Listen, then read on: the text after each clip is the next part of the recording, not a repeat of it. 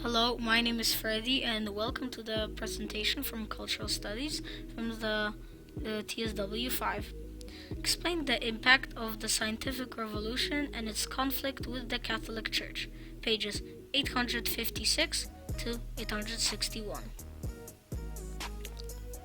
So, to have a little head start, I'll give a very nice quote from the times of the scientific revolution. Mathematics is the language in which God has written the universe. So by now we might have a little idea of what the scientific revolution was, and of course the person that wrote this quote is Galileo Galilei. Moving on, what was it and when did it happen? Scientific revolution was a series of events that marked the emergence of modern science. It greatly improved mathematics, physics, astronomy, and biology, and of course everything that has something to do with mathematics, every other subject. So, scientific revolution was generally a good thing because it let scientists investigate and learn about the universe and everything connected to it. It started in 1543 and was a part of the Renaissance. So, how did it start?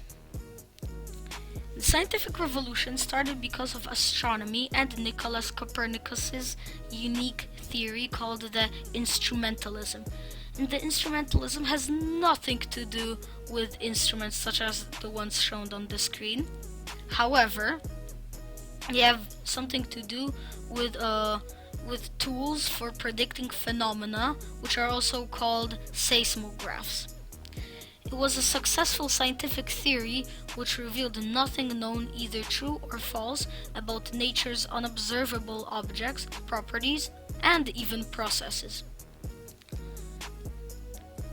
So, the Catholic Church.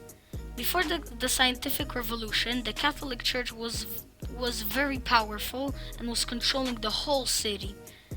The Catholic Church took over everything, and every invention had to be checked by the Catholic Church in order to not get executed. So, summing up, the Catholic Church was like the big boy, which everybody had to listen to in order to not get executed or harmed. So, cause and effect. However, before we start, a disclaimer: the red highlighted stuff are the bad things, which I found bad, and the white are the good ones, of course. So, cause and effect. Scientific revolution encouraged curiosity, investigation / discoveries, improved everything which was based on mathematics, and let people have their own opinion about something. So, as you see, the scientific revolution encouraged is like the tree here, and everything here are its tree branches. And the reason why I marked this red and white because, well, it wasn't perfect. The scientific revolution wasn't 100% perfect. It had some hiccups, which I talked previously in the presentation, such as that the people simply didn't want to listen to either of these sides, which was the Catholic Church and the scientific revolution. So as you see, the curiosity made the Catholic Church less trustworthy. Investigation discoveries made people unite in discovering different things. So this one is very good. There were no hiccups, in my opinion, when it came to investigation and discoveries, and improved everything which was based on mathematics. That was also very good because new useful things were created, counting theories, of course, such as the instrumentalism. And I also marked this bad and good because, well, let's see at the first part of this little sentence here. Made people have conflicts between which side was better, whether it was the Catholic Church or the scientific revolution. Unfortunately, the conflicts which they had weren't explained and they weren't talked through, and people unfortunately would die just to prove which side was better. And that's why I marked this as a 50-50, that it wasn't that good after all. So, moving on. How did it impact the Catholic Church? So the actual main part of this presentation. Before the scientific Before the scientific revolution, people looked up to the Catholic Church as for something which brings only good. However, after they saw the change that the science brought to them, the citizens decided not to look up to the church anymore. As a result, the Catholic Church got mad and created conflicts with people who created the scientific revolution. So, as summing up, the Catholic Church wanted to gain its power back by harming people who created the scientific revolution. One of the harming techniques which they would do are, for example, not letting the person come to their country anymore. Yes. So moving on. Who started the scientific revolution after all? Oh, sorry. Oh, there we go. The person who is known for starting the scientific revolution is named Nicholas Copernicus. He was born in a little city in Poland called Torun in English, I bet, where his father was a modern astronomer. He soon after also wanted to become just like his dad. He studied liberal arts, including astronomy and astrology at the University of Krakow. He continued his studies at the University of Bologna and studied medicine at the University of Padua.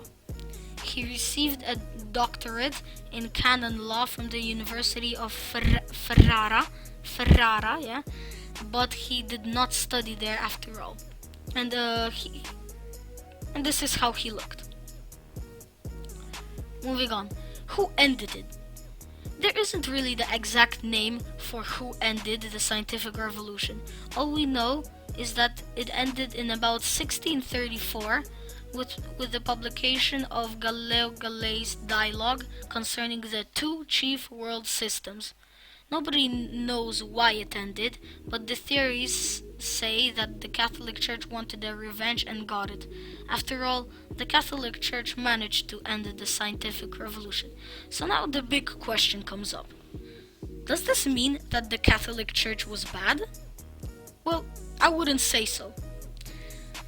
Without the Catholic Church, a bunch of important inventions would never take place. For example, a circular diagram relating to the scientific study of optics. As a result, from the things I said before in the presentation, it might seem that the Catholic Church is totally bad. However, it wasn't. Just from time to time, the Catholic Church would do bad things which weren't really liked. So, moving on. So, at last, quiz time. Everybody likes quiz time. So, the first question. When did the scientific revolution begin? Of course, at the end of the quiz, I will give answers shown on the right side of your screen. Who started the scientific revolution? Who ended the scientific revolution? When did the scientific revolution end? And why did the scientific revolution end? So, here are the answers to all of the questions. And at last, the bibliography, of course, the music that I used to make the presentation, of course, more valuable, we can say that. And, well, the end. Thank you for the presentation, and Mr. David, I'm sorry, I had to do it. I'm very sorry. Please don't give me a D or a B for the plea. Just please. Okay, well, have a great day. Thank you for the presentation, and I actually very enjoyed it. Have a great day.